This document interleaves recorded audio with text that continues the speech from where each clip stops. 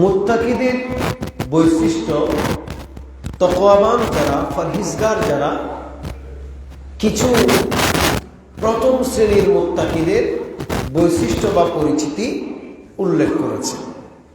প্রথমে বলে রাখা ভালো, মুত্তাকি বলা হয় যারা আল্লাহকে ঘুমে চেতনে, শয়নে স্বপনে, দিনে রাতে, গোচরে অগোচরে, প্রকাশ্যে অপ্রকাশ্যে যারা নির্দ্বিধায় মহান রব্বে করিম আল্লাহ তাআলাকে ভয় করে, তাদেরকে বলা হয় মুত্তাকি।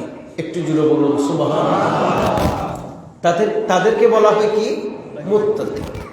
তো আল্লাহ পাক সুবহানাহু ওয়া তাআলা এই আয়াতে বিশেষ মুত্তাকি তথা বলা যেতে পারে যে একজন আল্লাহর প্রকৃত এবং বিশেষ ভেরি ভেরি স্পেশাল একজন মুত্তাকির কথা এই আয়াতে উল্লেখ করেছে। আর সেই মুত্তাকি হচ্ছেন হযরতে সাইয়্যিদুনা আবু বকর সিদ্দিক রাদিয়াল্লাহু তাআলা আনহু। একটু জুড়ে বলুন সুবহানাল্লাহ।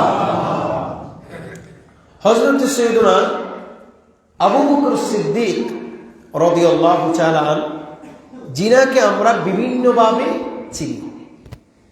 প্রথমত তিনি হচ্ছে ইসলামী জাহানের প্রথম এবং প্রধান খলিফা হযরত সাইয়্যিদুনা আবু বকর সিদ্দিক রাদিয়াল্লাহু তাআলা আনহু। এই আবু বকর সিদ্দিক রাদিয়াল্লাহু তাআলা আনহুর অনেকগুলো নাম বিশেষভাবে ইতিহাসের কিতাবগুলোতে এসেছে, হাদিসের বিভিন্ন সূত্রে সাইয়্যিদুনা সিদ্দিক আকবর রাদিয়াল্লাহু তাআলা আনহুর অনেকগুলো নাম এসেছে। সেখানের ভিতরে একটি উল্লেখযোগ্য নাম হচ্ছে আতিক বা মুত্তাকি। একটু জোরে বলুন সুবহানাল্লাহ। আতিক মানে যিনি চিরতরে আযাব, জাহান্নামের আগুন থেকে চিরতরে যিনি মুক্তি। আর মুত্তাকি মানে যিনি আল্লাহ পাক সুবহানাহু ওয়া তাআলাকে যেভাবে ভয় করার কথা সেভাবে ভয় করেন। একটু জোরে বলুন সুবহানাল্লাহ। সে মহান জাতে পাক আরবির এই মাসের 22তম তারিখে ইন্তেকাল করেছে। লক্ষ্য করা যাচ্ছে সাইয়্যিদুনা সিদ্দিক আকবর বা আবু বকর সিদ্দিক রাদিয়াল্লাহু তাআলা আনহু, তিনি বয়সে নবী করিম সাল্লাল্লাহু তাআলা আলাইহি ওয়াসাল্লামের মোটামুটি কাছাকাছি 2 থেকে 2.5 বছরের ছোট ছিলেন নবী পাক সাল্লাল্লাহু আলাইহি সাল্লাম থেকে। বয়সে 2-2.5 বছরের ছোট হলেও কিন্তু ওনার শিশুকাল থেকে শুরু করে শৈশব, কৈশোর যাবতীয় সময়গুলো কেটেছে নবী করিম সাল্লাল্লাহু তাআলা আলাইহি ওয়াসাল্লামের সাথে।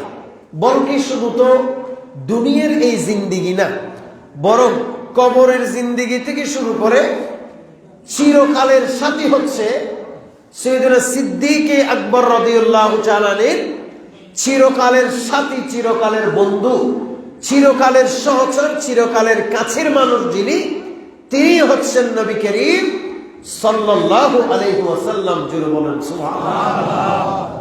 তিনি ওনার জীবনটা বড় কামিয়াব এবং ধন্য। কারণ বন্ধুর মতো বন্ধু হলে জীবন এটা শুধু জীবন হয় না, এটা ওই জীবনের তোলা তোলা দাম হয়ে যায়। সাইয়্যিদুনা সিদ্দিক আকবর রাদিয়াল্লাহু তাআলা আনহুর জীবনে এতটা দাম, মর্যাদা এবং গুরুত্ব, সাইয়্যিদুনা সিদ্দিক আকবর রাদিয়াল্লাহু তাআলা সম্মান এবং আজমতের, সাইয়্যিদুনা আবু বকরের সম্মান এবং আজমতের যে সমৃদ্ধি, এটা একমাত্র নবী করিম সাল্লাল্লাহু তাআলা আলাইহি ওয়াসাল্লামের সংস্পর্শের কারণে হয়েছে। জোরে বলেন সুবহানাল্লাহ। আল্লাহ পাক সুবহানাহু ওয়া তাআলা কোরআনের বিভিন্ন আয়াতে বিভিন্নভাবে আবু বকর সিদ্দিক রাদিয়াল্লাহু তাআলা এর প্রশংসা করেছে। সেরকম প্রশংসা সম্বলিত একটি আয়াত হচ্ছে সূরা আয-জুমারের 33 নম্বর আয়াত। আল্লাহ বলেন, আউযু বিল্লাহি মিনাশ শাইতানির রাজীম ওয়াল্লাযী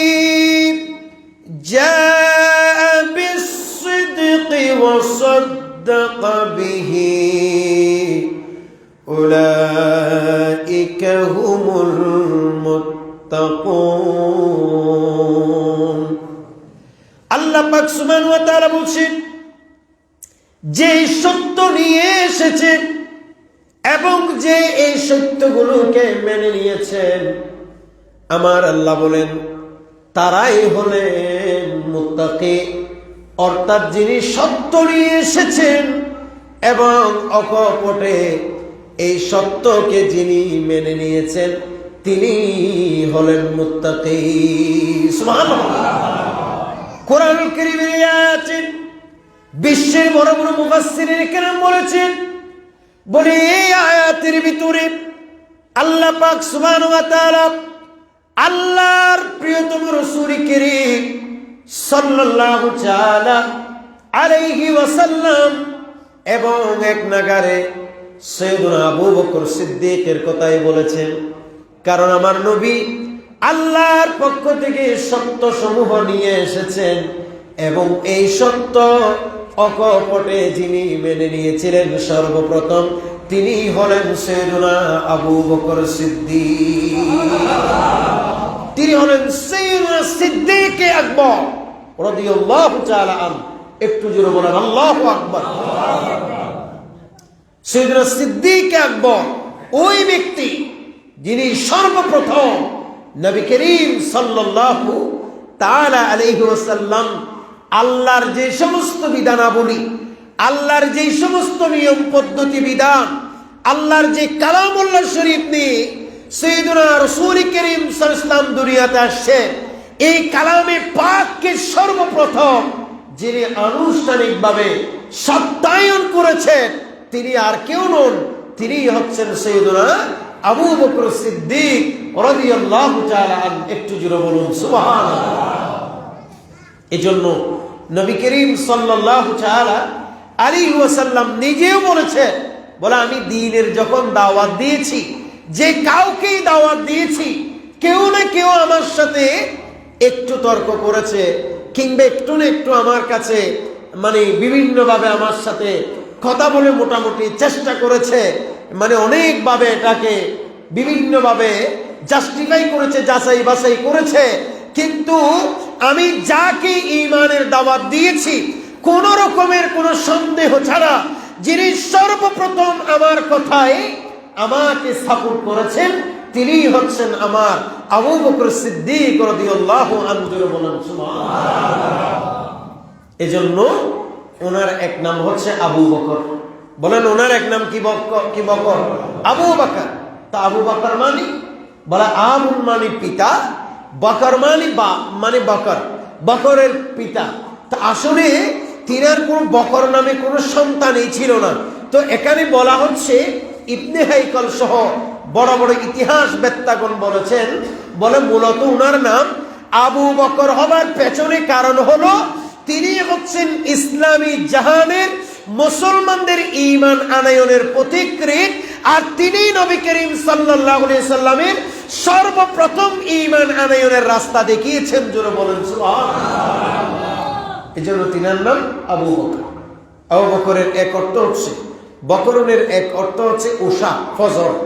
তার যার মাধ্যমে ইসলামের ফজর হয়েছে, যার মাধ্যমে দ্বীনের প্রহর হয়েছে, প্রহর থেকে দ্বীনের উষা হয়েছে, যার মাধ্যমে দ্বীনের প্রভাত হয়েছে, তিনার নাম হযরতে সাইয়্যিদুনা আবু বকর সিদ্দিক রাদিয়াল্লাহু তাআলা আনহু।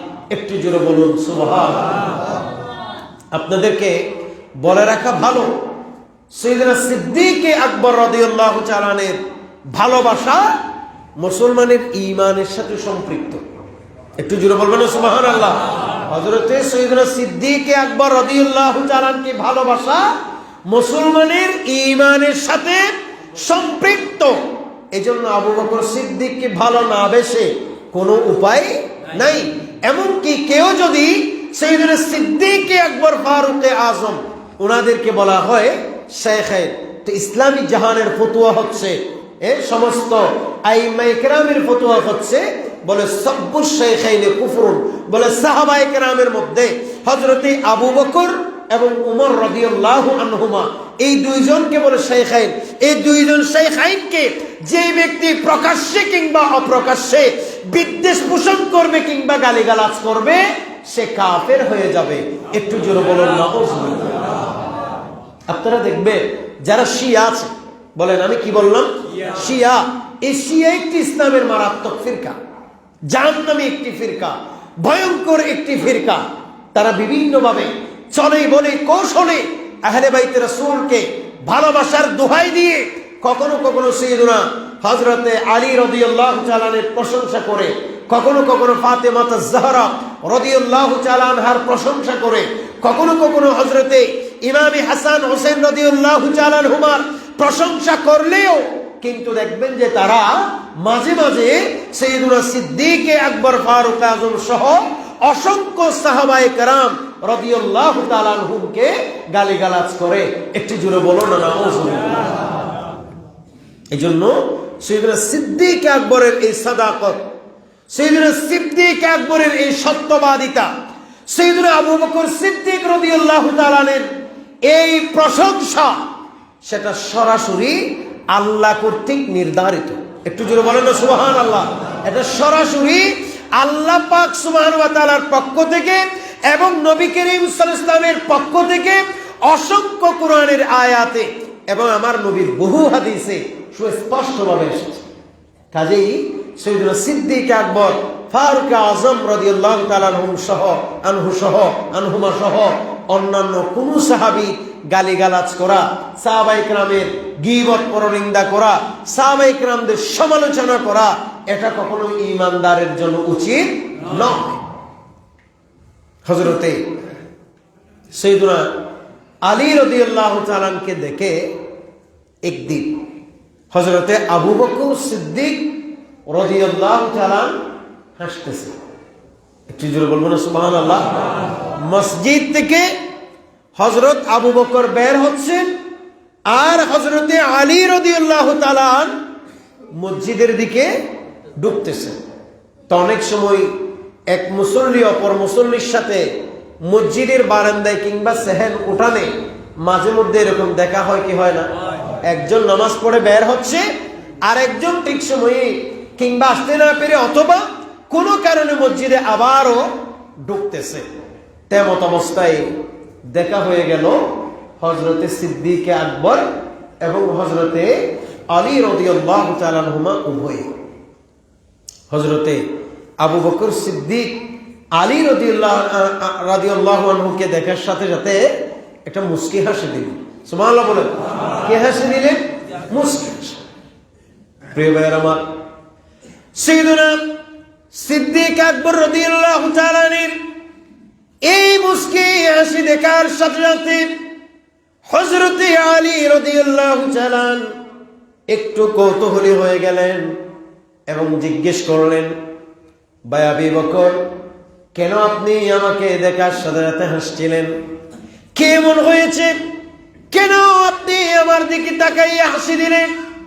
বললেন যে হযরতে সাইয়্যিদুনা সিদ্দিক আকবর রাদিয়াল্লাহু তাআলা বললেন, আই আলী শুনো, নবী করিম সাল্লাল্লাহু তাআলা আলাইহি ওয়াসাল্লাম বলেছেন, কাল হাসরের ময়দানে আপনি আলী যাকে জান্নাতের টিকিট দিবে ওই ব্যক্তি নাকি জান্নাতে প্রবেশ করতে পারবে। আল্লাহ পাক সুবহানাহু ওয়া তাআলা আপনি আলীকে হাসরের ময়দানে এত বড় মর্যাদা এবং মর্তবা দিবে, এত বড় শান এবং আজমত আপনি আলীকে দিবেন যে কিয়ামত সেদিন দেখা যাবে যে কিয়ামতের ময়দানে আপনি আলী যাকে জান্নাতের টিকিট দিবেন সিরিফ তিনি আল্লাহর জান্নাতে ঢুকতে পারবেন। এটা নবী করিম সাল্লাল্লাহু আলাইহি ওয়াসাল্লাম বলতে আমি আবু বকর শুনেছি। বলেন আল্লাহু আকবার। এই কথা যখন বললেন হযরতে মাওলায়ে কায়নাত আলী রাদিয়াল্লাহু তাআলা তিনি বললেন যে আবু বকর, আপনি নবী করিম সাল্লাল্লাহু তাআলা আলাইহি ওয়াসাল্লাম এই হাদিস রিওয়ায়াত করতে আপনি আবু বকর শুনেছেন। তবে আমি আপনাকে এই কথাও বলে রাখি, আল্লাহর হাবিব পাক সাল্লাল্লাহু আলাইহি ওয়াসাল্লাম আমাকেও বলে দিয়েছেন, আমি আলী যেন হাসরের ময়দানে ওই ব্যক্তিকে জান্নাতের টিকিট দিই যার সিনার ভিতরে আপনি আবু বকরের ভালোবাসা আছে। যার সিনার ভিতরে আপনি আবু বকরের ভালোবাসা আছে।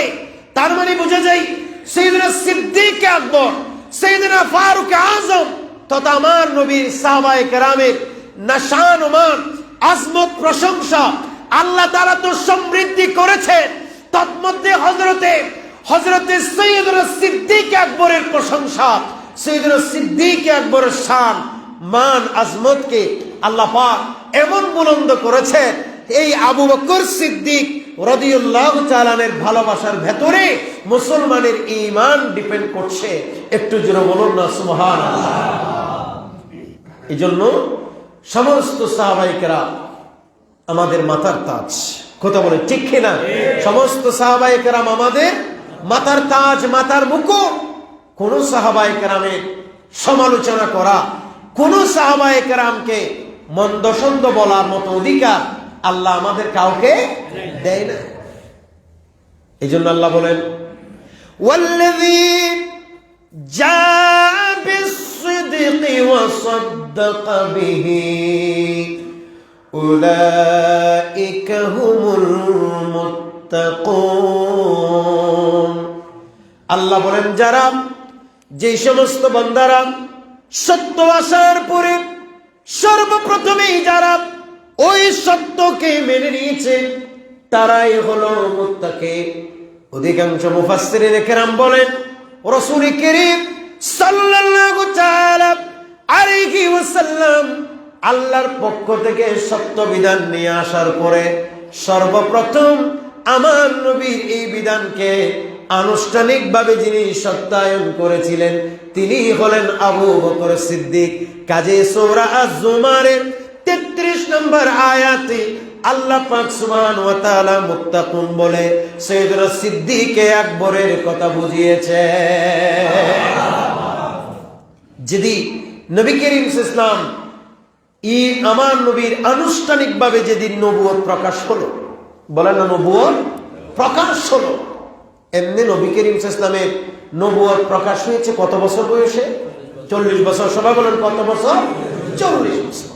আপনারা সকলে জানেন সেদিন সাইয়েদনা সিদ্দিক আকবর রাদিয়াল্লাহু তাআলা সিরিয়াতে গিয়েছিলেন ব্যবসার উদ্দেশ্যে। সবাই বলেন কোথায় গিয়েছিলেন? সিরিয়া হচ্ছে বর্তমানে সিরিয়াতে যে বিরাট একটা অভ্যুত্থান ঘটে গেল। আপনারা শুনেছেন প্রায় 50 বছরের বেশি সময় যাবত যে শাসকরা সিরিয়াকে শাসন করেছে তাদেরকে বলা হচ্ছে তারা হচ্ছে স্বৈরা শাসক ছিল। মানুষের উপরে ইচ্ছেমতো অন্যায়, অবিচার, জোর, জুলুম বিভিন্নভাবে তারা মানুষের উপরে ক্ষমতার অপব্যবহার করেছে সিরিয়াতে। প্রায় 1970 সাল থেকে আজ অবধি যাব এই সিরিয়াতে তাদেরকে তারা পরিচালনা করছে। বর্তমান যে প্রেসিডেন্ট পালাইলো তার নাম বাশার, এটাকে বলা হয় আসাদ পরিবার। এরকম দেখবেন যে দীর্ঘদিন যাবৎ যখন কোন একজন সরকার, কোন একজন নেতা, কোন একজন প্রভাবশালী মানুষ দীর্ঘদিন যাবৎ যখন ক্ষমতার উপর থাকে তার ভিতরে শয়তান এমন কুপ্রভাব বিস্তার করে এক পর্যায়ে তার ভিতরে দাম্ভিকতায় কাজ করে, অহংকারে কাজ করে।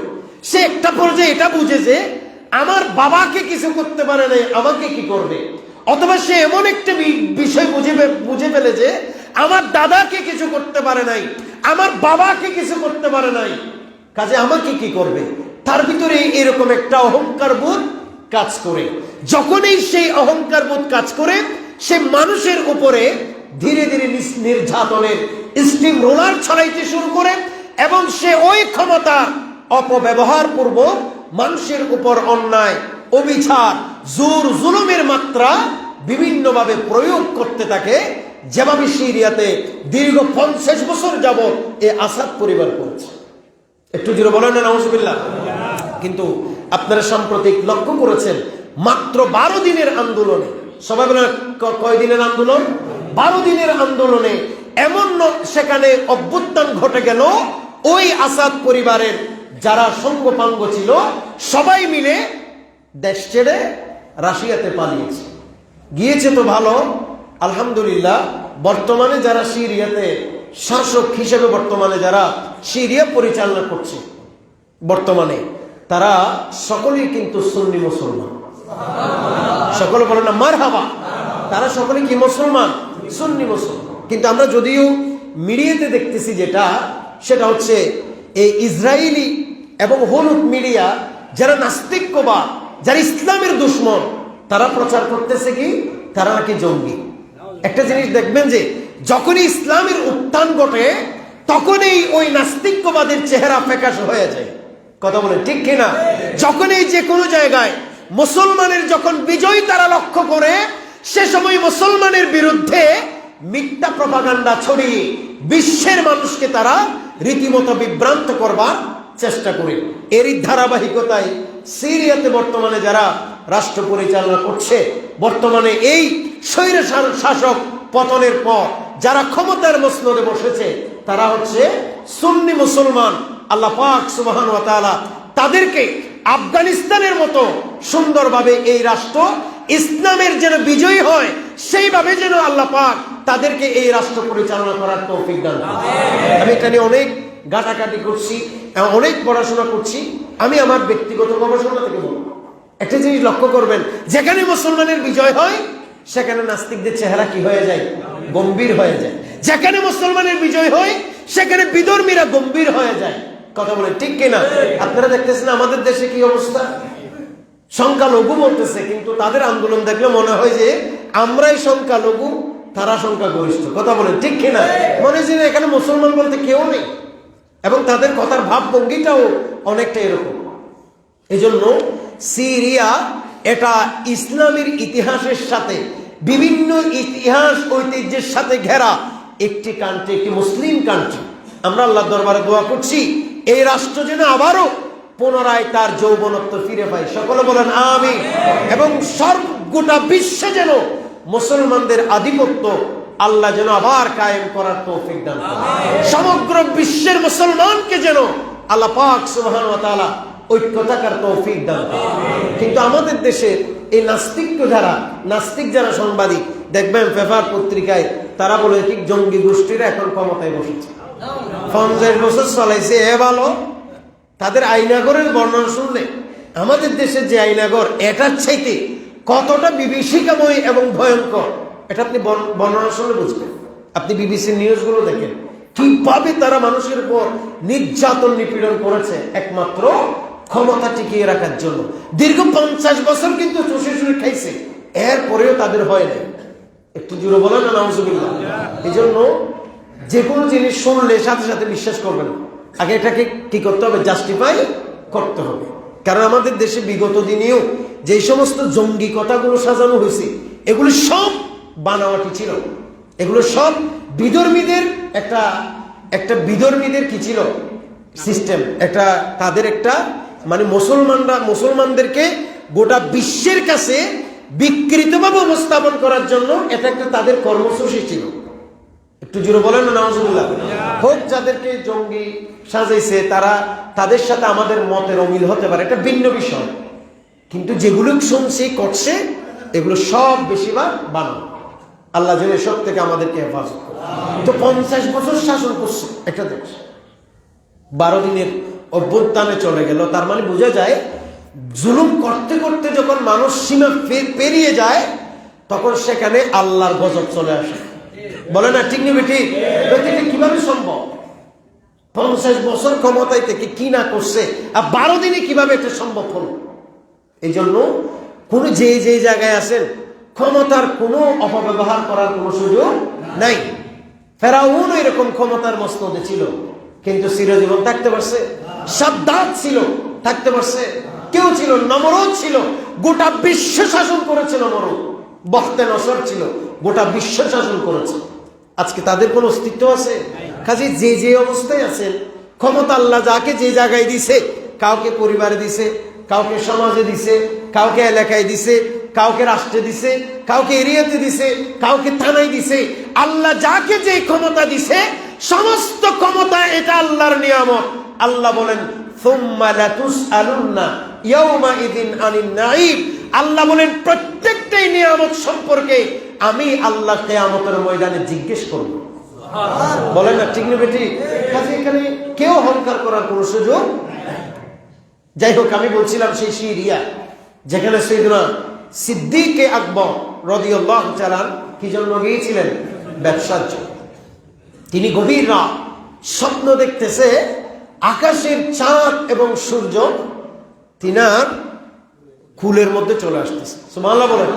কোথায় চলে আসতেছে? কুলে। এমনকি তিনি স্বপ্ন দেখতেছেন তার এই কুল থেকে এমন ভাবে চন্দ্র সূর্যের আলো বিস্ফোরিত হচ্ছে, গোটা বিশ্বের ঘরে ঘরে হযরত সাইয়েদনা সিদ্দিক আকবরের কুল থেকে আলো বের হয়ে গোটা বিশ্বের ঘরের দরজা আলোকিত হয়ে যাচ্ছে। সকালবেলা হলো, হযরত সাইয়েদনা সিদ্দিক আকবর সেই এলাকার একজন বিখ্যাত আলেম, তৎকালীন জামানার কি আলেম, আলেমের কাছে গেল স্বপ্নের ব্যাখ্যা জানার জন্য। মনে রাখবেন, স্বপ্নের ব্যাখ্যা সবাই জানে না। স্বপ্নের ব্যাখ্যা এটা আলাদা একটা জ্ঞান, এটা নির্দিষ্ট কিছু ব্যক্তিরা জানে। এই জন্য যাকে তাকে স্বপ্নের কথা বলা যাবে না ব্যাখ্যার জন্য। আল্লাহ আমাদেরকে বুঝার তৌফিক দান করুন। এখন সাইয়েদনা সিদ্দিক আকবর গেলেন এক ধর্মযাজক, তৎকালীন জামানার এক আসমানি কিতাবের আলেমের কাছে গিয়ে জিজ্ঞেস করলেন যে আমি গত রাতে স্বপ্ন দেখলাম এইভাবে এভাবে আসমানের চাঁদ এবং সূর্য আমার কুলের উপরে চলে আসছে, এই ব্যাপারে আপনি আমাকে কিছু বলেন এবং এই স্বপ্নের মানে কি। তখনই ওই ধর্মযাজক, ধর্মের আলেম বলতে শুরু করেছে, বলে তুমি কি কুরাইশ বংশের মানুষ? বলে হ্যাঁ। বলে তুমি কি মক্কাতুল মুকাররমা থেকে এসেছো? বলে হ্যাঁ। বলে তাইলে এই স্বপ্নের মানে বড় সুন্দর, তুমি এখান থেকে এখনই মক্কাতুল মুকাররমায় চলে যাও। এই স্বপ্নের মানে হচ্ছে শেষ জামানার যিনি নবী হবে, তুমি হবে ওই নবীর প্রথম উম্মত, আর তোমার মাধ্যমে গোটা পৃথিবীতে ইসলাম ছড়িয়ে পড়বে। জোরে বলেন সুবহানাল্লাহ। সিদ্দিক আকবর চলে আসলেন, নবী পাক ইসলামের কাছে গেলেন। তিনি তো ওদিক থেকে জেনে আসছে, এই কথাই কোনো কারোর সাথে শেয়ার করেন নাই। আমার নবীর কাছে এসে ঘরের দরজায় গিয়ে টক টক করে আওয়াজ দিলেন।